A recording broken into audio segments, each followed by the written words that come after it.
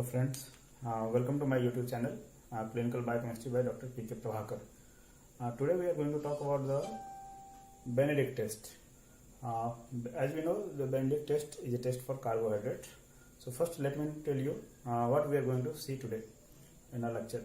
The first things we will see the introduction of the Benedict test, then we will see the requirement for the tests, principle of the tests, mechanism of the reactions, how we are going to perform the test procedures, and then how we are going to analyze the results, and lastly some points needs to be remembered.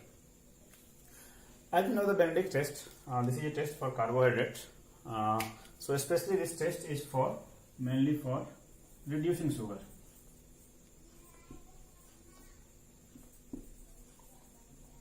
Reducing sugar. In our previous lecture, I have already explained what is reducing sugar in details. So I will give you the details in the description link also, and in the bell button also, I button also I will give you the description. So the test is for reducing sugar. Reducing sugar is a sugar which have free aldehyde or ketonic groups, and the carbohydrate which does not have free aldehyde and ketonic groups, they are called as non-reducing sugars. So carbohydrates with free aldehyde or ketonic groups have an ability to reduce other molecules, other metal ions like copper, nickel, and some other metal ions also. And those carbohydrates which does not have free aldehyde or ketonic groups, they are unable to reduce because they cannot donate electrons. Once they cannot donate electrons, so they are non-reducing sugar, so they cannot be works as a reducing sugar. Now for the test, what are the requirements we are having? What we require to perform the test? So we require test sample. It can be urine, it can be blood sample, or it can be anything which from where you want to analyze it. Then we require a dry test tubes. Then we require pipettes. And then most important things we require, that is Benedict's reagents.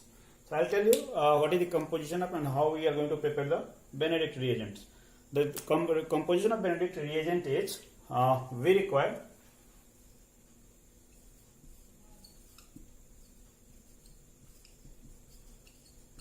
sodium citrate, we require most important thing, that is copper sulfate, and it should be anhydrous crystalline. And the third things we require is sodium citrate.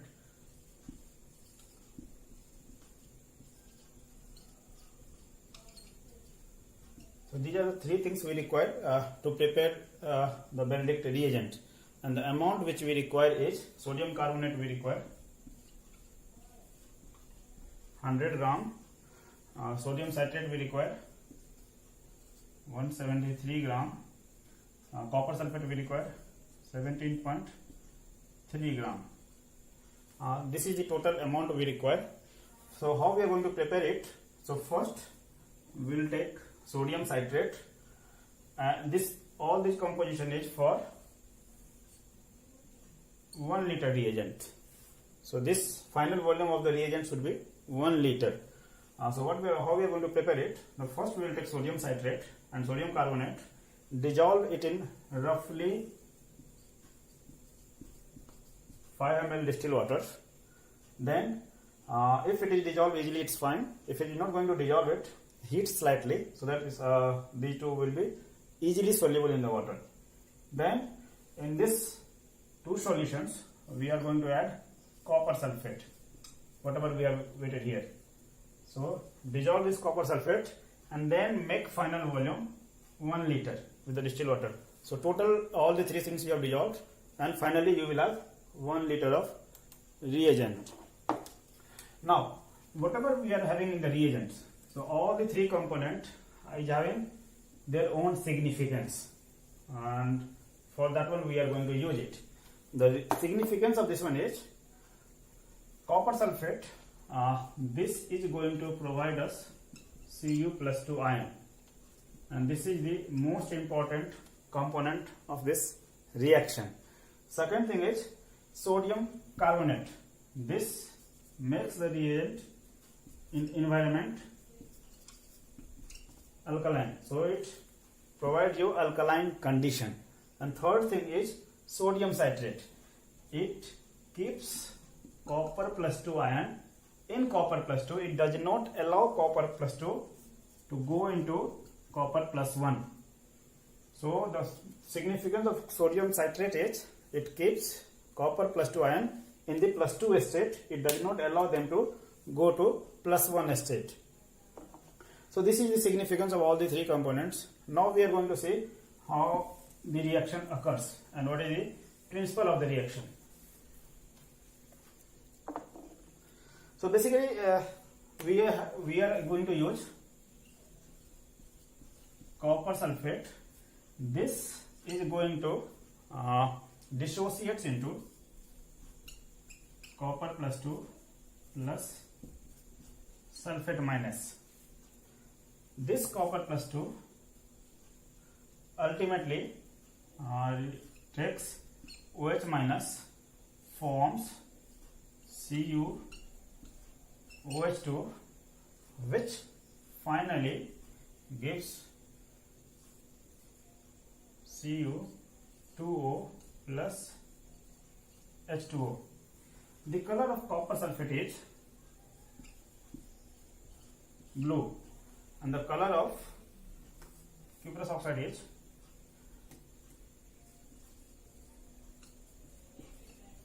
brick red or brown color. So if you are having a carbohydrate which you are going to test it, so if your carbohydrate is reducing sugar, means it is having ability to reduce other molecules. So what it will do, this is our copper which is here in plus 2 state. So this copper which is in plus 2 state is going to be reduced to plus 1 state.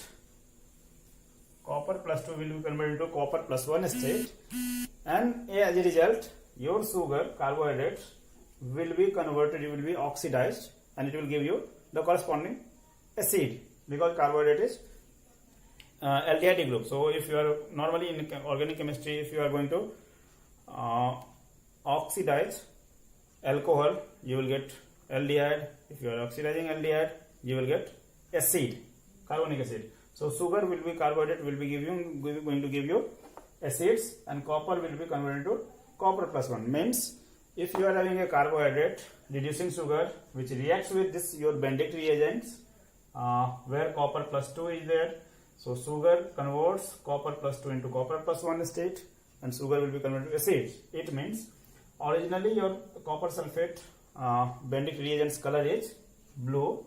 If you are having reducing sugar, it will, your solution of final result will be having brick red color.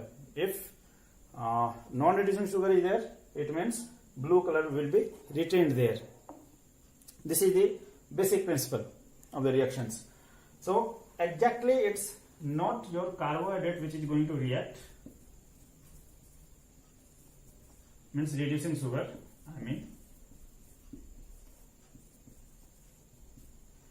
this reducing sugar will be converted to in alkaline condition, it will be converted into enediol forms. What is enediol? It means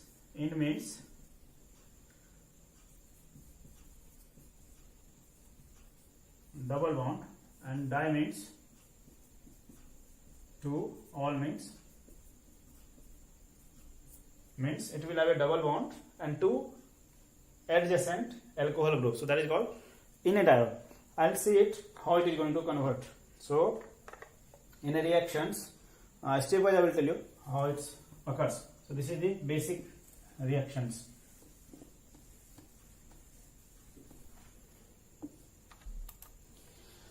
So let us, we are having a glucose, that is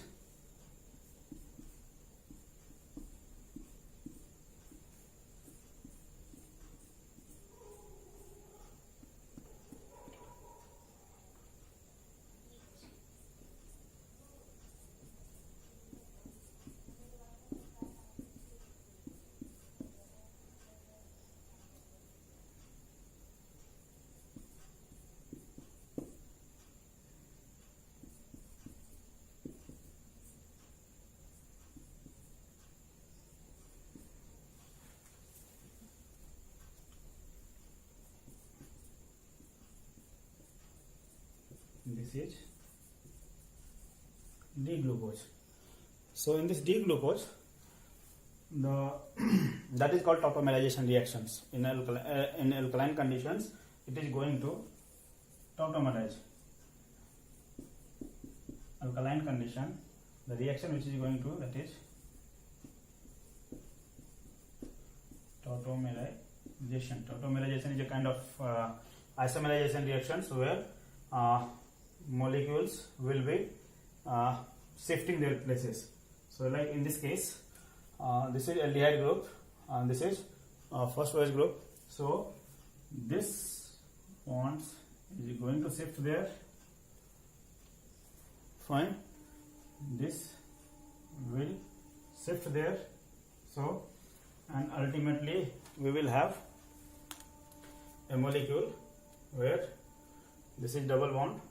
So C OH H, here this double bond goes there. So double bond OH H C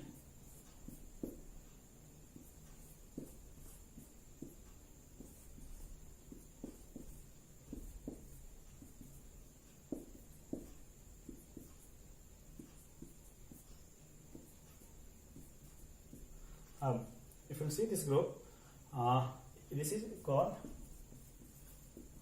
enediol. Enediol means this is double bond. So this is double bond. This is one alcohol and this is second alcohol. So this is called enediol. In double bond di two all means alcohol. So this is called enediol. Similarly, it is occurring with fructose also. So glucose and fructose in case of all the carbohydrates is going to tautomerize in case of alkaline condition and gives you a enediol molecules.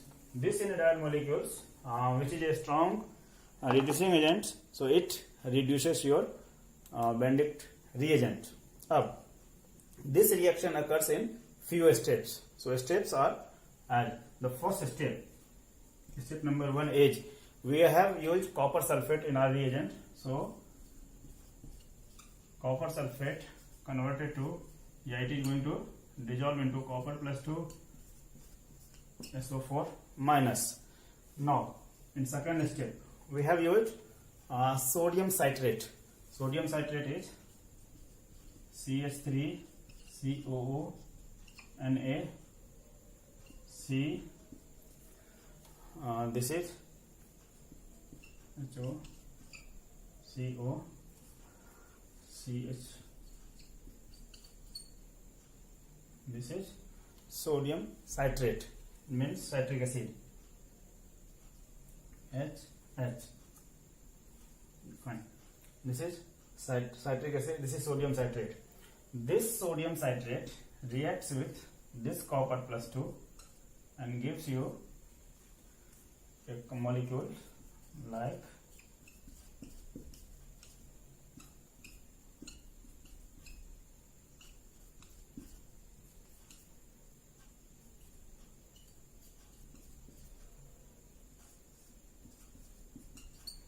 this. You can call this molecule as copper plus 2 sodium citrate complex.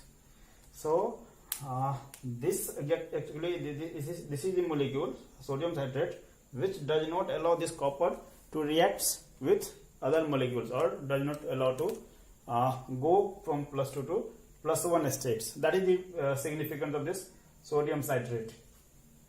In the third step, this is the second step. In the third stage, we are having reducing sugar.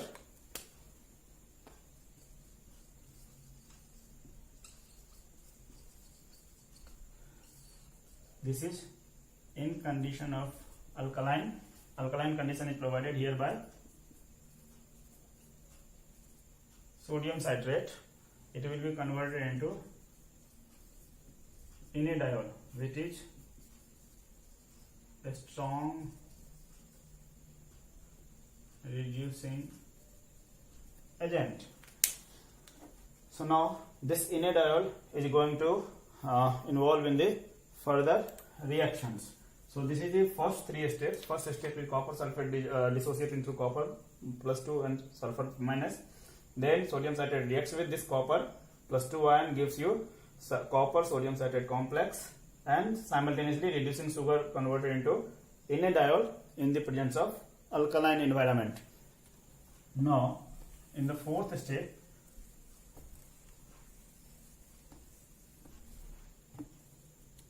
in the fourth step of the reactions, this enediol reacts with copper +2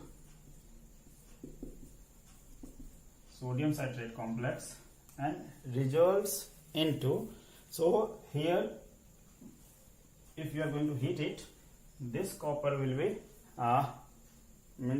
detached from the sodium citrate, so you will get your copper 2 plus B separated. You have got sodium citrate finally, and because this is the reducing agent, so this is going to reduce your copper +2 to copper +1 sodium citrate, and as a result this carbohydrate is going to be gives you corresponding acid. Like if you are going using glucose, so you will get gluconic acid. In the further fifth step reactions, in the fifth of step, this copper +1 reacts with OH, gives you CuOH. Fine. In the sixth step, this 2 molecule of CuOH in presence of heating, it gives you Cu2O plus H2O, and this color of this one is brick red, which is going to precipitate. So this will be precipitated out in the brick red color. So due to, if you are having a reducing sugar, so all these steps will occur and ultimately you will get cuprous oxide, which is going to form a precipitate. But if you don't have reducing sugar, all these reactions will not occur. Fine. So this is the principle of the reactions, how in this further steps it occurs. Now procedures, how we are going to do it. So in the reactions, we are going to take a test tubes. We are going to talk about the procedures. So take 5 ml of Benedict reagent,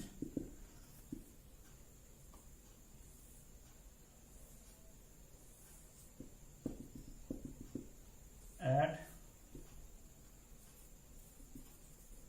a drop of test sample and then heat it. So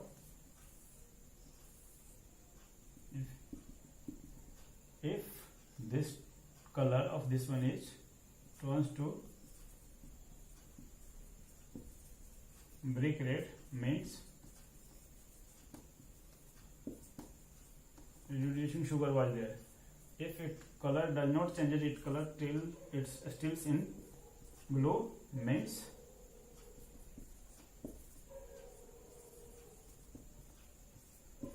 non-reducing sugar was there.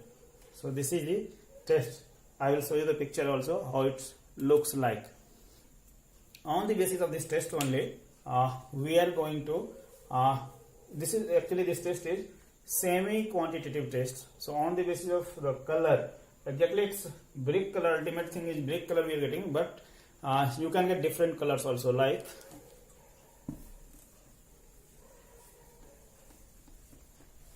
if you are going to get, you can get green color. If you are getting green color, it means there are trace of reducing sugar is present, either green, yellow means trace of reducing sugar. If the color is orange red, it means it is having moderate amount of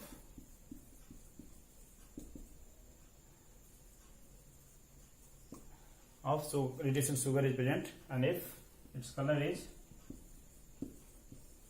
brick red, it means high amount of or large amount of reducing sugar is there. So you can speak in this like this one, right? You can partially tells amount also, like if green color is there, it means you can I'll give you the table, I'll show you the table how it looks like. So this is semi-permeable results. So table as you are going to see the table. In table, if you see green color gives you, it means 0.5% sugar is there. If green color precipitate is going to form, it means 0.5 to 1% sugar is reducing sugar is there. If yellow precipitate is going to form, it means it is having 1 to 1.5% reducing sugar. If orange or red precipitate is there, orange red precipitate is there, it means 1.5 to 2% sugar is there. And if brick red precipitate is there, it means more than 2% reducing sugar is present in the solution, test solution. Now, after this one, there are one important things, some significant of this test is, this test is easy. It is having, means compared to other reducing sugar tests, this test is having better performance, better things. One of the most important point of this test is we are using sodium carbonate as a alkalining agent, means which provides you alkaline environment. This is a weak alkali, so this is